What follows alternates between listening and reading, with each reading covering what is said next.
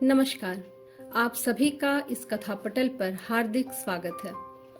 दोस्तों, साहित्य की विधाओं में आत्मकथा विधा एक लोकप्रिय और महत्वपूर्ण विधा रही है। स्त्री लेखन में एक बड़ा हिस्सा इन आत्मकथाओं का भी है। इसलिए मैंने सोचा क्यों ना अपने श्रोताओं को कुछ महत्वपूर्ण आत्मकथाओं के अंश सुनाए जाएं। तो आज के अंक में लेकर आई हूँ हम सबकी प्रिय लोकप्रिय लेखिका मनु भंडारी की आत्मकथा एक कहानी यह भी। प्रस्तुत अंश में मन्नू जी बताती हैं कि कैसे उनके बचपन में घर से आशय पूरा मोहल्ला होता था। घर की दीवारें घर से शुरू होकर पूरे मोहल्ले तक फैली रहती थी। बचपन का जिक्र करते हुए मन्नू जी लिखती हैं किस तरह से घर में ही वे भेदभाव का शिकार रहीं, जिससे वे पूरे जीवन भर उबर नहीं पाई। वे हमें सचेत करती हुई कहती हैं कि माता पिता के अपने बच्चों में भेदभाव भरे दृष्टिकोण से बच्चों का आत्मविश्वास कमजोर हो जाता है। वे स्वयं को उपेक्षित समझकर हीन भावना से भर जाते हैं। माँ से अतिशय प्रेम करने वाली मनु भंडारी आखिर क्यों अपनी माँ की तरह बनना नहीं चाहती थी? बचपन की यादों से होते हुए वे अपने कॉलेज के दिन याद करती हुई लिखती हैं कि वे अपनी शिक्षिका शीला अग्रवाल से किस तरह प्रभावित हुईं। उनकी शिक्षिका ने किस प्रकार मन्नू जी के हृदय में साहित्य के प्रति रुचि जगाई और आजादी की लड़ाई में भाग लेने को प्रेरित भी किया। तो आइए सुने मन्नू जी के जीवन की कुछ सच्ची कहानियां। जन्मी तो मध्य प्रदेश के भानपुरा गांव में थी, लेकिन मेरी यादों का सिलसिला शुरू होता है अजमेर के ब्रह्मापुरी मोहल्ले के उस 2 मंजिला मकान से, जिसकी ऊपरी मंजिल में पिताजी का साम्राज्य था, जहां वे निहायत अव्यवस्थित ढंग से फैली बिखरी पुस्तकों, पत्रिकाओं, अखबारों के बीच या तो कुछ पढ़ते रहते थे या फिर डिक्टेशन देते रहते थे। नीचे हम सब भाई बहनों के साथ रहती थी हमारी बेपढ़ी लिखी व्यक्तित्व विहीन माँ। सवेरे से शाम तक हम सबकी इच्छाओं और पिताजी की आज्ञाओं का पालन करने के लिए सदैव तत्पर।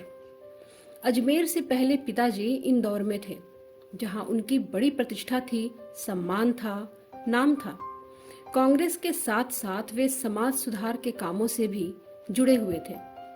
शिक्षा के वे केवल उपदेश ही नहीं देते थे, बल्कि उन दिनों 8-8, 10-10 विद्यार्थियों को अपने घर रखकर पढ़ाया है, जिनमें से कई तो बाद में ऊंचे ऊंचे ओहदों पर पहुंचे। ये उनकी खुशहाली के दिन थे और उन दिनों उनकी दरियादिली के चर्चे भी कम नहीं थे।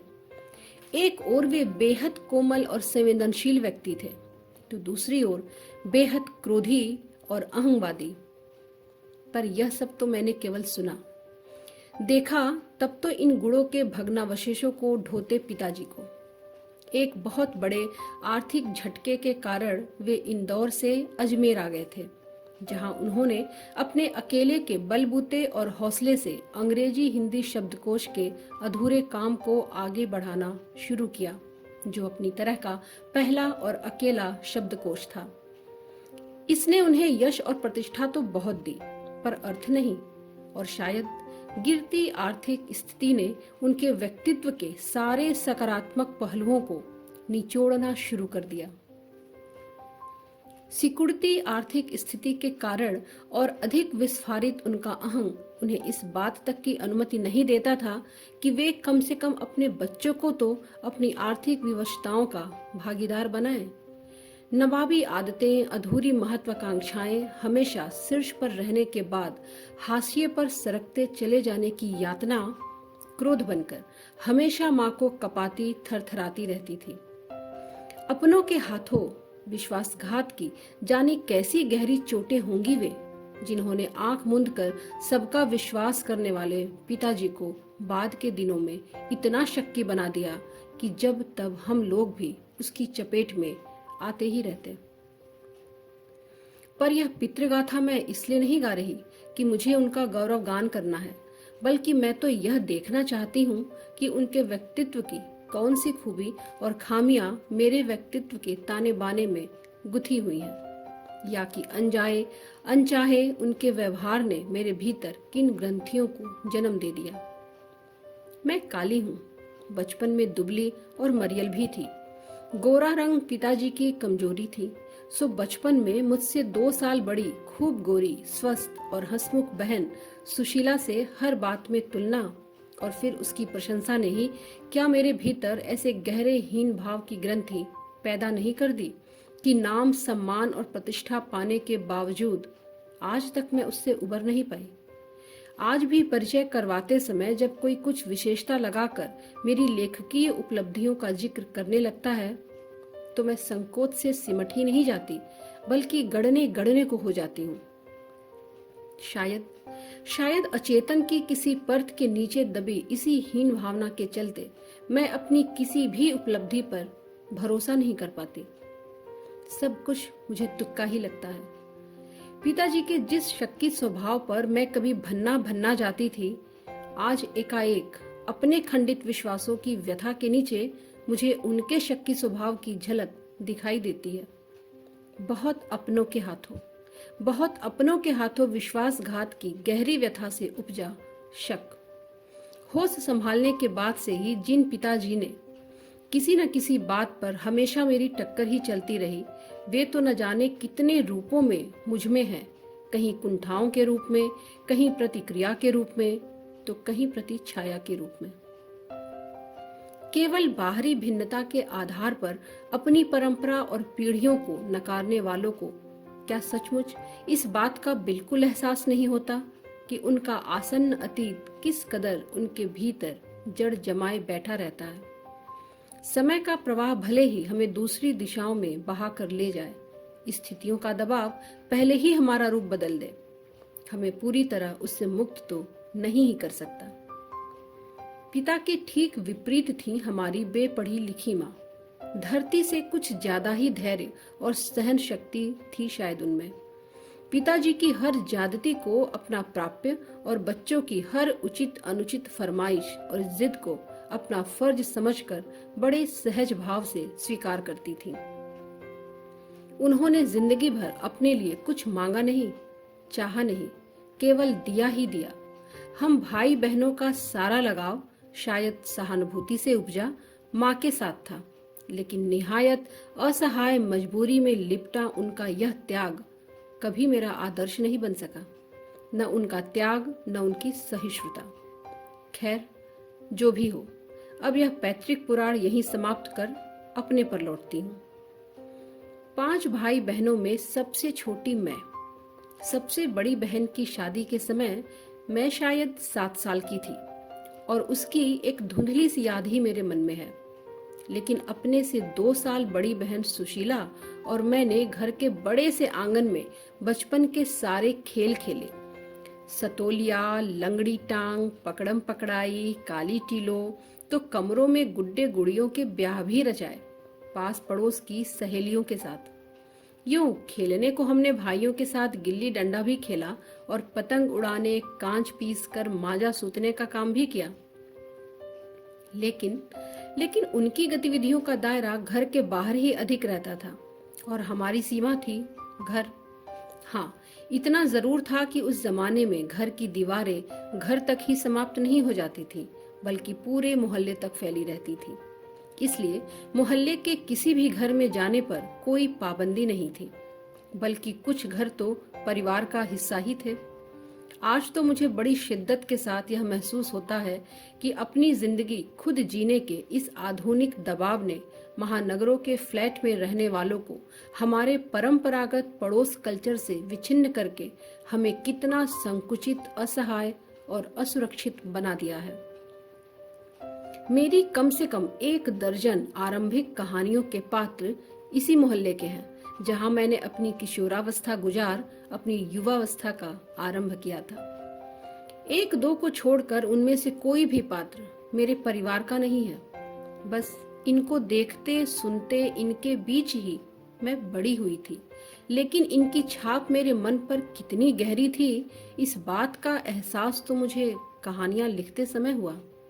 इतने वर्षों के अंतराल ने भी उनकी भाव भंगिमा, भाषा किसी को भी धुंधला नहीं किया था और बिना किसी विशेष प्रयास के बड़े सहज भाव से वे उतरते चले गए थे। उसी समय के दा साहब अपने व्यक्तित्व की अभिव्यक्ति के लिए अनुकूल परिस्थितियां पाते ही महाभोज में इतने वर्षों बाद कैसे एकाएक जीवित हो उठे, यह मेरे लिए आश्चर्य का विषय था, एक सुखद आश्चर्य का। उस समय तक हमारे परिवार में लड़की के विवाह के लिए अनिवार्य योग्यता थी उम्र में 16 वर्ष और शिक्षा में मैट्रिक। सन 1944 में सुशीला ने यह योग्यता प्राप्त की और शादी करके कोलकाता चली गई। दोनों बड़े भाई भी आगे पढ़ाई के लिए बाहर चले गए। इन लोगों की छत्र छाया के हटते ही पहली बार मुझे नए सिरे से अपने वजूद का एहसास हुआ। पिताजी का ध्यान भी पहली बार मुझ पर केंद्रित हुआ। लड़कियों को जिस उम्र में स्कूली शिक्षा के साथ साथ सुघड़ गृहिणी और कुशल पाक शास्त्री बनाने के नुस्खे जुटाए जाते थे, पिताजी का आग्रह रहता था कि मैं रसोई से दूर ही रहूं। रसोई को वे भटियार खाना कहते थे और उनके हिसाब से वहां रहना अपनी क्षमता और प्रतिभा को भट्टी में झोंकना था। घर में आए दिन विभिन्न राजनीतिक पार्टियों के जमावड़े होते थे और जमकर बहसें होती थी। बहस करना पिताजी का प्रिय शगल था। चाय पानी या नाश्ता देने जाती तो पिताजी मुझे भी वहीं बैठने को कहते। वे चाहते थे कि मैं भी वहीं बैठूं, सुनूं और जानूं कि देश में चारों ओर क्या कुछ हो रहा है। देश में हो भी तो कितना कुछ रहा था। सन 42 के आंदोलन के बाद से तो सारा देश खौल रहा था, लेकिन विभिन्न राजनीतिक पार्टियों की नीतियां, उनके आपसी विरोध या मतभेदों की मुझे दूर दूर तक कोई समझ नहीं थी। हाँ, क्रांतिकारियों और देशभक्त शहीदों के रोमानी आकर्षण, उनकी कुर्बानियों से जरूर मन आक्रांत रहता था। तो 10वीं कक्षा तक आलम यह था कि बिना किसी खास समझ के घर में होने वाली बहसें सुनती थी और बिना चुनाव किए, बिना लेखक की अहमियत से परिचित हुए किताबें पढ़ती थी। लेकिन सन 1945 में जैसे ही 10वीं पास करके मैं फर्स्ट ईयर में आई, हिंदी की प्राध्यापिका शीला अग्रवाल से परिचय हुआ। सावित्री गर्ल्स हाई स्कूल, जहां मैंने ककहरा सीखा। 1 साल पहले ही कॉलेज बना था और वे इसी साल नियुक्त हुई थी और उन्होंने बाकायदा साहित्य की दुनिया में प्रवेश करवाया। मात्र पढ़ने को चुनाव करके पढ़ने में बदला।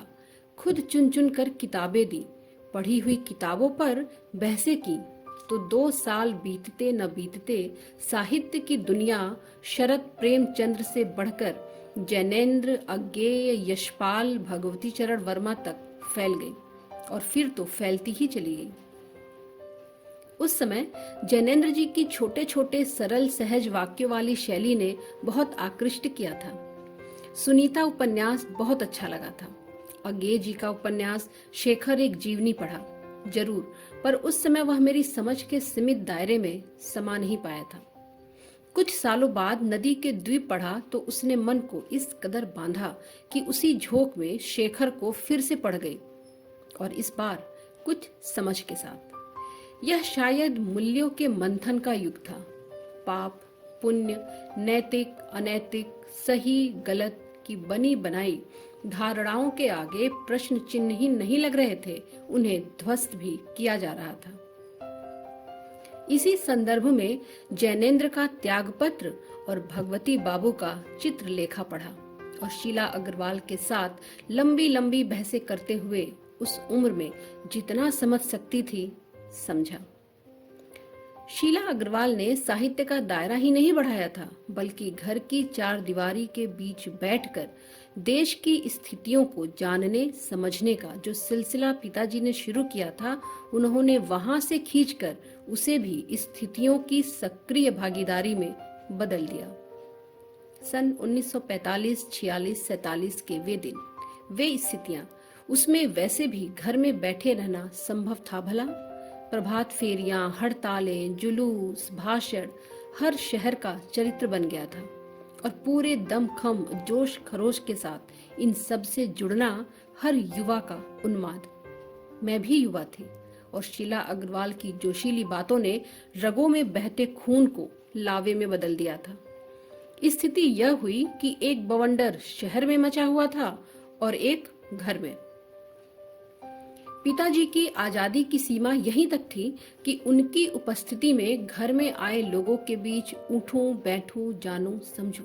हाथ उठा उठाकर नारे लगाती, हड़तालें करवाती, लड़कों के साथ शहर की सड़कें नापती लड़की को अपनी सारी आधुनिकता के बावजूद बर्दाश्त करना उनके लिए मुश्किल हो रहा था।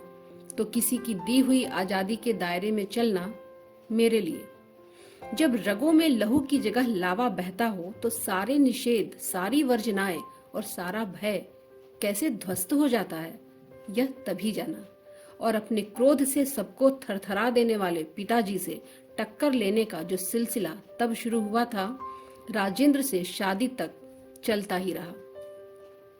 यश कामना, बल्कि कहूं कि यश लिप्सा पिताजी की सबसे बड़ी दुर्बलता थी और उनके जीवन की धुरी था यह सिद्धांत कि व्यक्ति को कुछ विशिष्ट बनकर जीना चाहिए, कुछ ऐसे काम करने चाहिए कि समाज में उसका नाम हो, सम्मान हो, प्रतिष्ठा हो, वर्चस्व हो। इसके चलते ही मैं एक दो बार उनके कोप से बच गई थी। एक बार कॉलेज से प्रिंसिपल का पत्र आया कि पिताजी आकर मिले और बताएं कि मेरी गतिविधियों के कारण मेरे खिलाफ अनुशासनात्मक कार्रवाई क्यों न की जाए। पत्र पढ़ते ही पिताजी आग बबूला। यह लड़की मुझे कहीं मुंह दिखाने लायक नहीं रखेगी, पता नहीं क्या क्या सुनना पड़ेगा वहां जाकर। 4 बच्चे पहले भी पढ़े, किसी ने ये दिन तो नहीं दिखाया। गुस्से से भन्नाते हुए वे गए थे।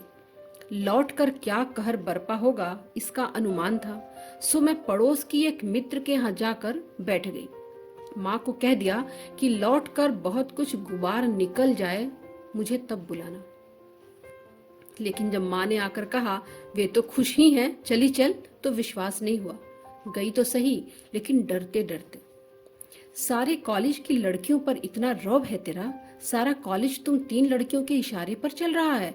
प्रिंसिपल बहुत परेशान थी, बार बार आग्रह कर रही थी कि तुझे घर बिठा दूं, क्योंकि वे लोग किसी तरह डरा धमका कर, डांट टपट कर लड़कियों को क्लासों में भेजते हैं और तुम लोग एक इशारा कर दो तो क्लास छोड़कर बाहर आ जाती हैं। सारी लड़कियां मैदान में जमा होकर नारे लगाने लगती हैं।